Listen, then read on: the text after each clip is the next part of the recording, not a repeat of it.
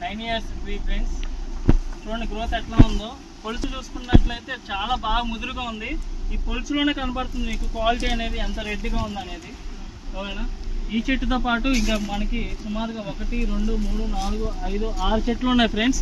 ఇదంతా మనకి 11వ వెంచర్లో మన ఒక 110 ఎకరాల్లో ఈ చెట్లు అనేది ఆల్రెడీ ఉన్నాయి. అంటే ఇక్కడ పెరిగిద్దా లేదా అనే దానికి ఎగ్జాంపుల్ ఇదే. ఎంత గ్రోత్ అనేది ఎంత బాగుందో చూడండి.